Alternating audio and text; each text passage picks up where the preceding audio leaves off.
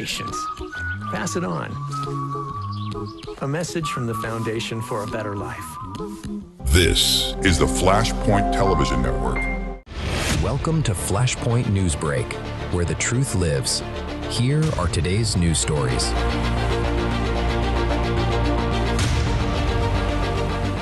Welcome to NewsBreak. I'm Gene Bailey.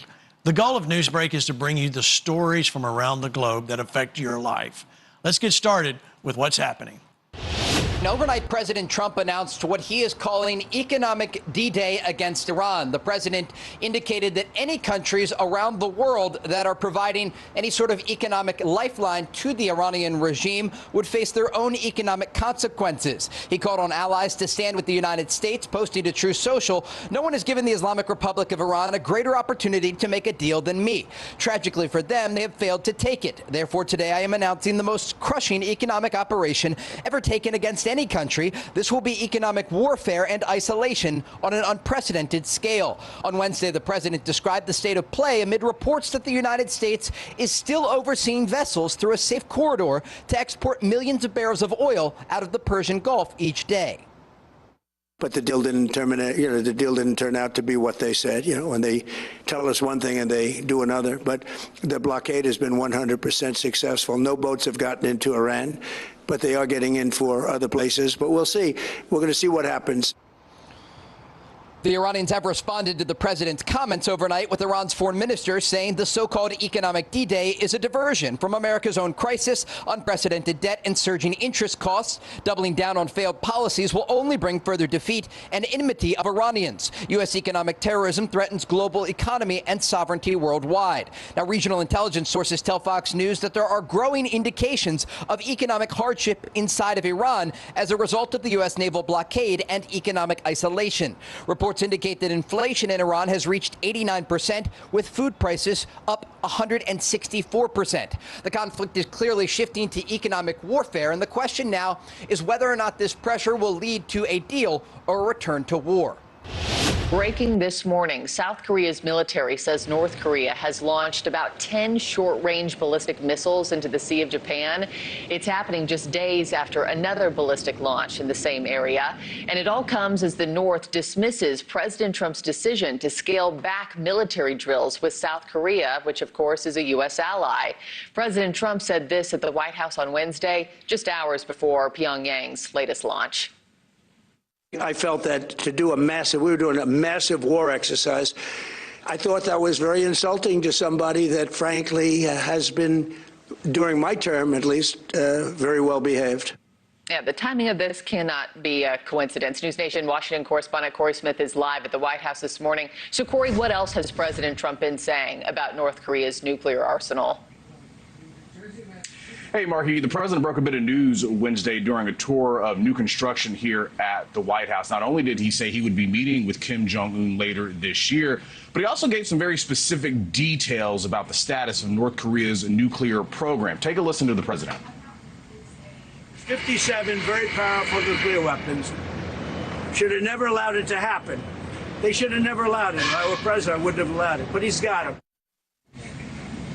Now, in terms of these two men meeting later this year, potentially, the president revealed earlier this week that he had actually reached out to Kim Jong-un, requested the two men talk. That was the day after he made that surprise announcement that joint military exercises between the U.S. and South Korea were going to be substantially reduced. Now, a reporter asked him whether this was a potential first step in re-engaging the North in nuclear talks. The president played coy. Well, I don't want to talk about that, but I do have a good relationship with Kim Jong-un. As you know, you've seen. He didn't like Biden. He didn't like Obama. He didn't like anybody, but he likes me.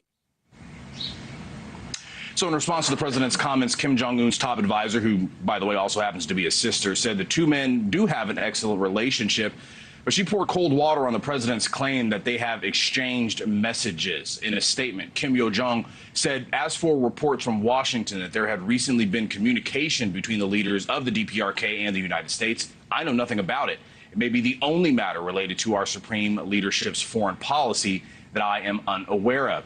Now, Marky, if this visit actually does happen, it'll be the first time these two men will have met since 2019. You'll remember back then the U.S. was really pushing hard for North Korea to give up its nuclear ambitions in exchange for some economic sanction relief. Those talks ultimately fell apart, and since then we know North Korea has conducted numerous missile launches. They even did it after the U.S. and South Korea announced they would be holding these joint exercises. And of course, we had the 10 short-range ballistic missiles launched this morning. Ukrainian leaders say Russia unleashed a massive overnight attack on Kyiv. They say ballistic missiles slammed into the capital, killing at least 16 people and injuring dozens more.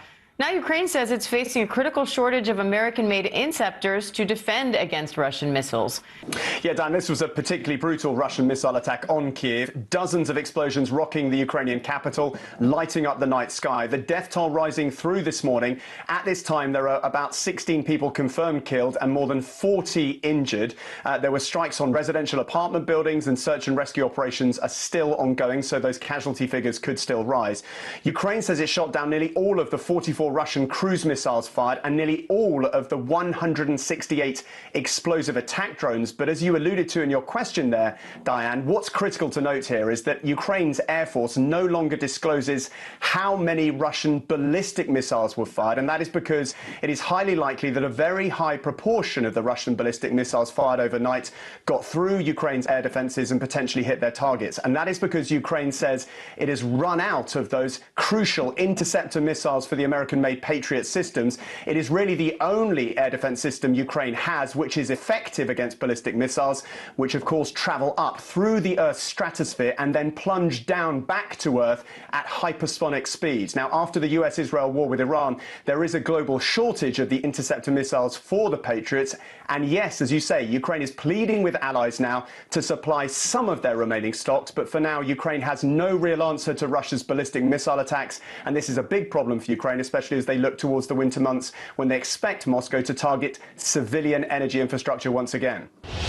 California Democrat Eileen Wang resigned as mayor of Arcadia as part of her plea deal. She's now charged with acting as an illegal agent of the People's Republic of China. Prosecutors say between 2020 and 2022, 4 years before she was sworn in as mayor, she worked at the direction and control of Chinese government officials. They feel like that there is an open door invitation in these sanctuary cities. It's not just China. This is North Korea. This is Russia. This is our adversaries all over the place that's using the political theater that the Democrats have drawn as a point of weakness to be able to infiltrate our communities. Federal authorities say Wang operated a phony website claiming it was a news source for the local Chinese American community. Instead, she's accused of using it to promote and push pro-Chinese content. It's not a crime to just publish pro-Chinese pieces. What makes it a crime is that she was working at the direction of the PRC. So this wasn't her on her own writing these things. She was directed and instructed. She had a handler by the PRC that would tell her what to do. A local news reporter caught up with this California Democrat to see if she had anything to say about secretly working with China's communist government, but she stayed silent. Can we speak with you about these allegations? Yep, had nothing to say there. Also, federal authorities say Wang's former fiance was her accomplice. He's currently serving a 4-year federal prison sentence after pleading guilty last October to acting as an illegal agent of a foreign government. So both of them in big trouble, Jesse. Match made in heaven. I want to abolish for-profit prisons because I believe right now people aren't educating our children and they're ushering them into the school-to-prison pipeline because they want to exploit labor. She doesn't care about anyone but herself. And so I look forward, Ashley Moody, to taking you on and to whooping you in November, and you will be calling me your senator. Oh, my. So attorney and legal and political strategist Katie Zachariah joins us now. Katie, those were some strong words she had for Ashley Moody there.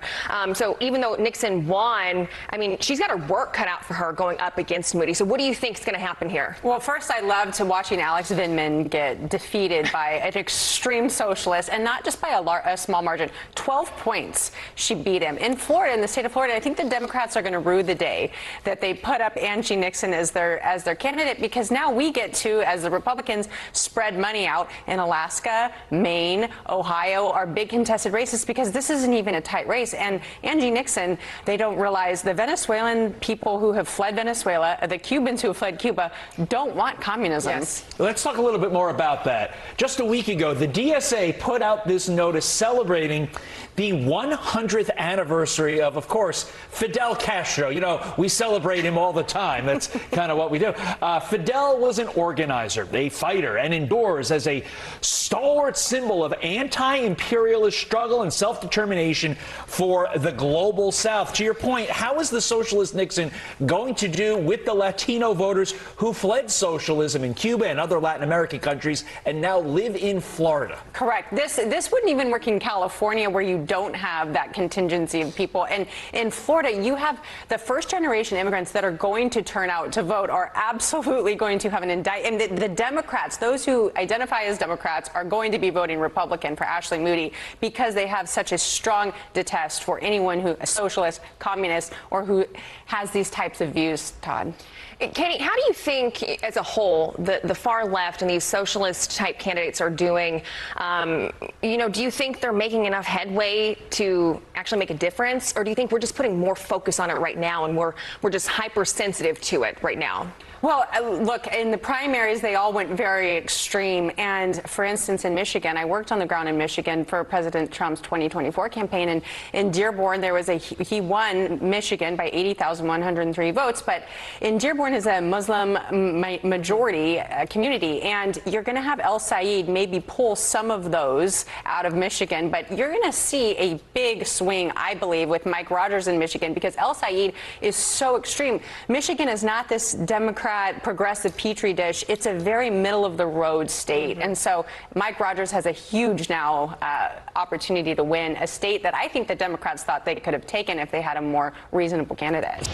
Senator Jon Ossoff takes a page out of Gavin Newsom's playbook as he tries to out-Trump Trump with personal insults. Lucas Tomlinson is live outside of the White House with the details for us. Hey, Lucas. Good morning, Ainsley. Good morning, fellows. Well, some eyebrows were raised when Democratic Senator Jon Ossoff, who some see as a Democratic hopeful for president in 2028, made the following comments on Sunday. He doesn't want to do the job. He wants to build his ballroom and travel with Natalie on their apparently defenseless flying palace gifted by the Emir of Qatar.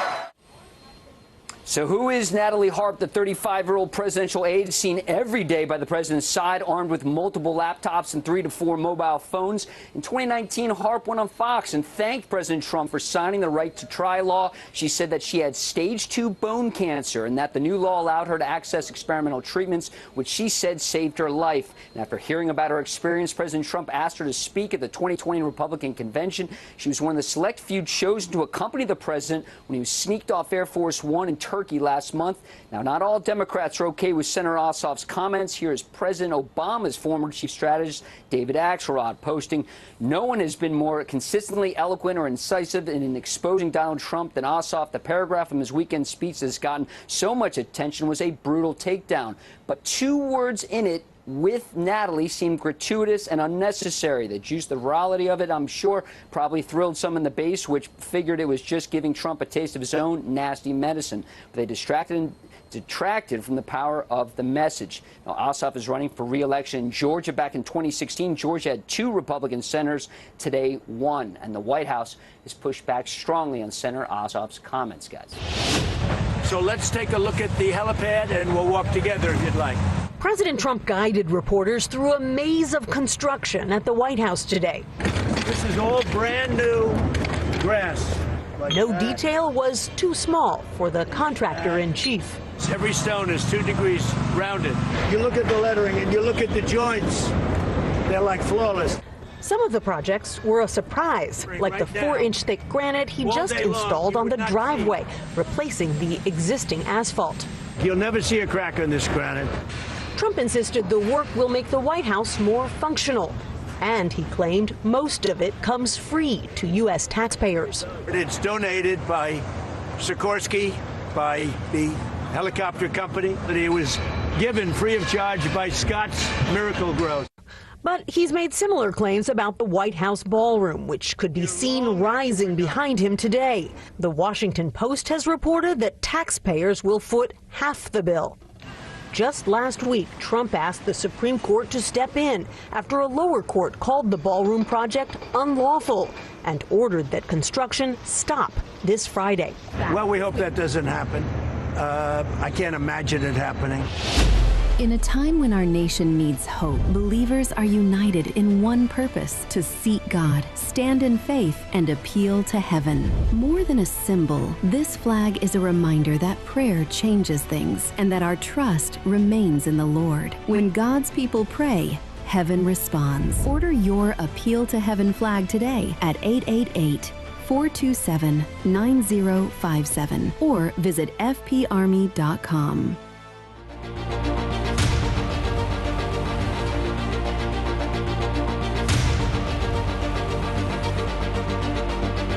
This morning, new details about the cocaine ring allegedly being run out of 2 Penn State fraternity houses. Thomas Robinson is among 14 people charged, most of them current and former students. This was a very sophisticated endeavor. This wasn't just a couple kids at college who were sharing drugs with each other. Court records say a confidential informant tipped off authorities that a male using the nickname T-Rob is selling large amounts of cocaine from the Delta Upsilon fraternity house. It couldn't have been more obvious. Police say Robinson accepted payment by Venmo using his own name, Tom Robinson, 53. On December 13th, 2024, officers said they found Robinson alone on his bed, and as they tried to place him in handcuffs, he resisted, hiding his hands under his body and threatening them. After he was handcuffed and officers were escorting him out of the room, Thomas Robinson stated he thought the officers were his fraternity brothers playing a prank on him. His father, Paul, a prominent lawyer in Pittsburgh, was charged with concealing evidence, including a safe containing drugs and cash. His firm said in a statement it is reviewing the circumstances of the case. Thomas Robinson and a student in a different fraternity, Agostino Abatiello, were allegedly the main suppliers, making regular trips to Philadelphia and New York for cocaine. Prosecutors say the cocaine was then cut and packed at the fraternity houses, often by pledges as part of a hazing ritual. Delta Upsilon said it is appalled by the allegations and will hold the Penn State chapter accountable. None of the defendants has yet entered pleas, guys. It's been more than a week since storms pounded Gary and northwest Indiana, and there are still downed trees and power lines like this across the area. Residents are desperate to get the power back on, and many feel the utility company is just not working quickly enough. This morning, tens of thousands of northwest Indiana residents are still in the dark without power since a wave of destructive storms moved through the area back on August 11th. Last night, the entire city was pitch black. The frustration is growing for people like Gary resident Adriana Harris. Many people don't have generators. A lot of homeowners don't have the things they need for their home. Indiana residents taking to social media, documenting just how hard everyday life has become without power. Things just keep getting worse and worse. We are now under a boil advisory. In Griffith, Indiana, officers have been going door to door doing welfare checks, and angry residents packed a city council meeting demanding power be restored. I'm diabetic and I have my medicine in a refrigerator. NIPSCO, the Northern Indiana Public Service Company responsible for power in the area, says they are working around the clock to restore power, but even so, may not have it all restored until next Tuesday. These are lines that ordinarily take us in systems that ordinarily take weeks or months that we are trying to accomplish in days and or weeks. And residents also want to see all of this debris cleaned up from their neighborhoods. There are still about 70,000 customers without power. The utility company compares the damage created by last week's storm to a Category 2 hurricane.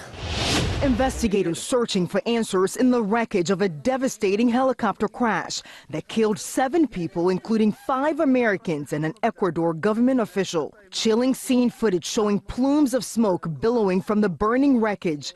Torn pieces of the tourist helicopter littering the rugged and remote canyon foothills. Investigators will look at why are the 2 doors of the helicopter completely separated from the impact site itself.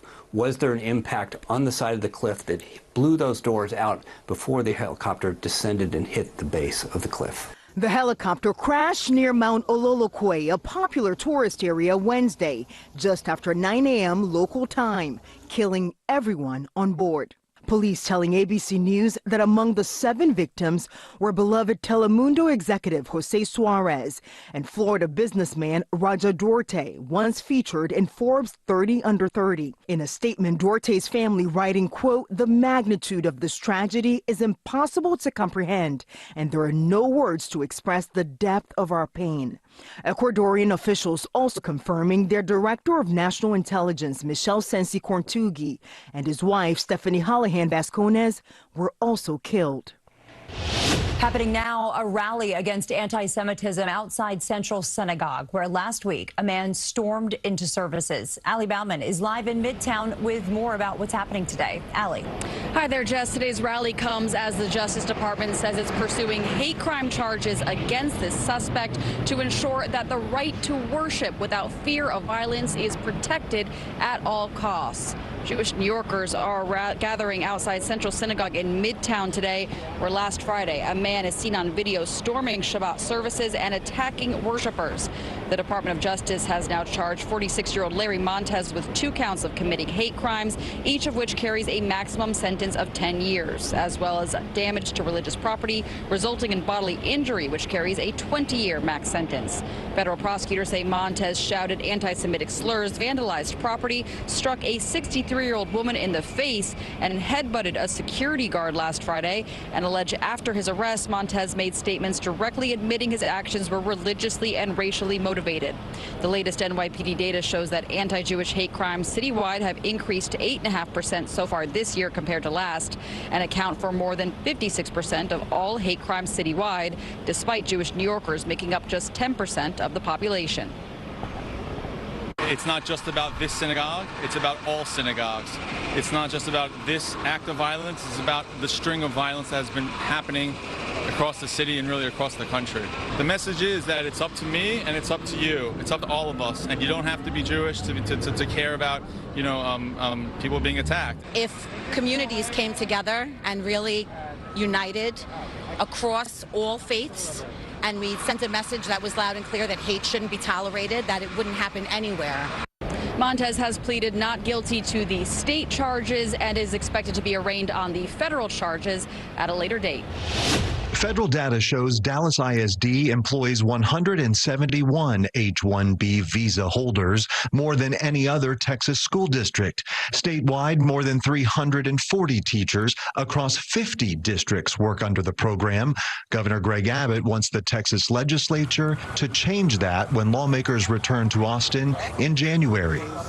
Exactly 0 Texas public school employees should be here on H-1B visas.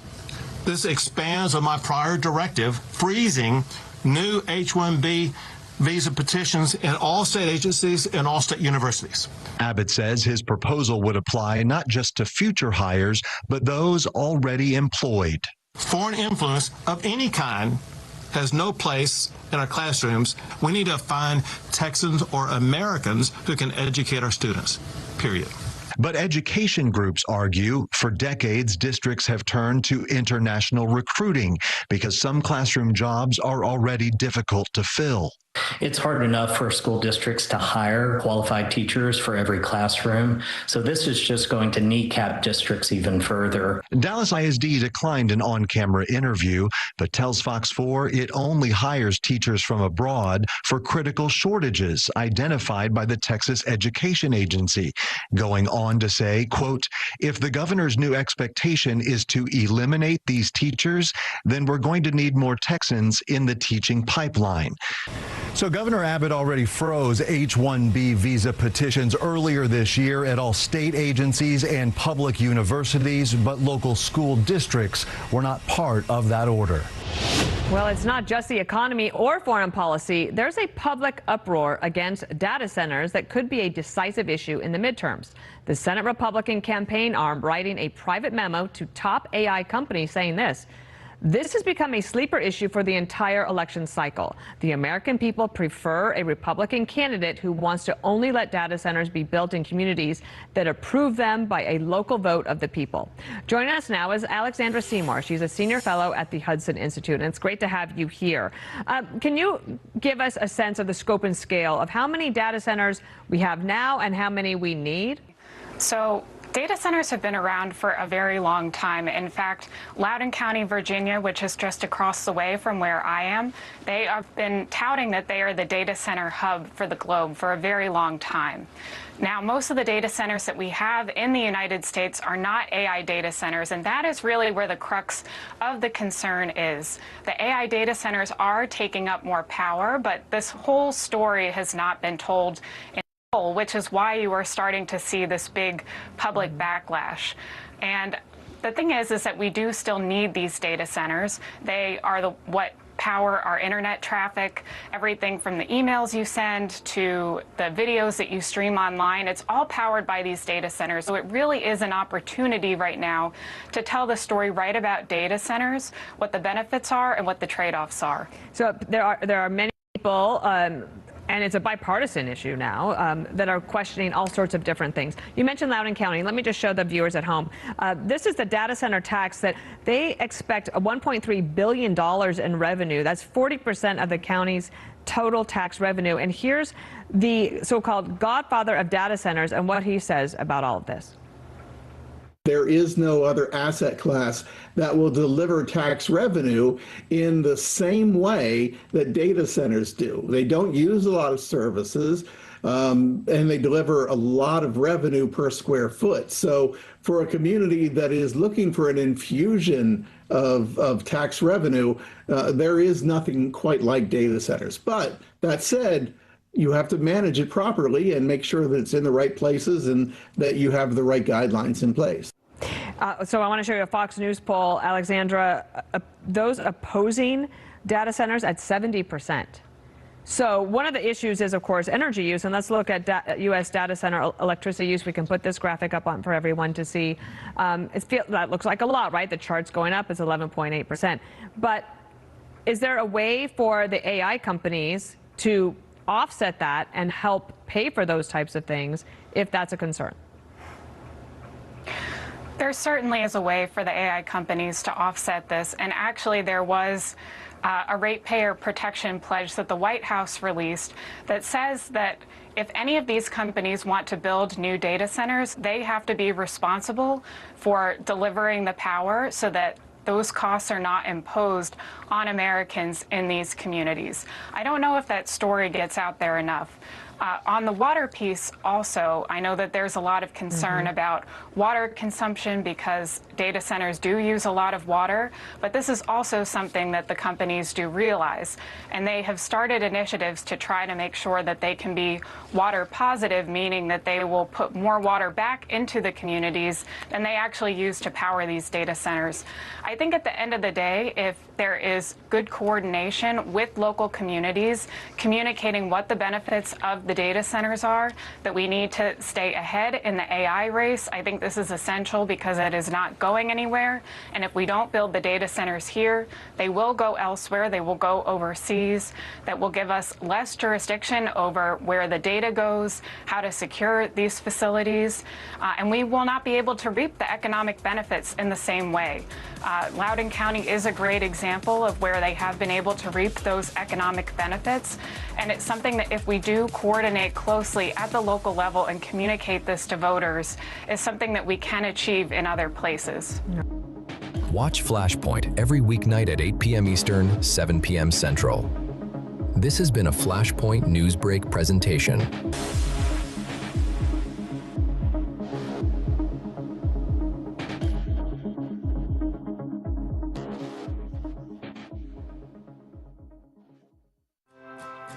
In a time full of war, be peace. In a time full of doubt, just believe. In a world full of hate.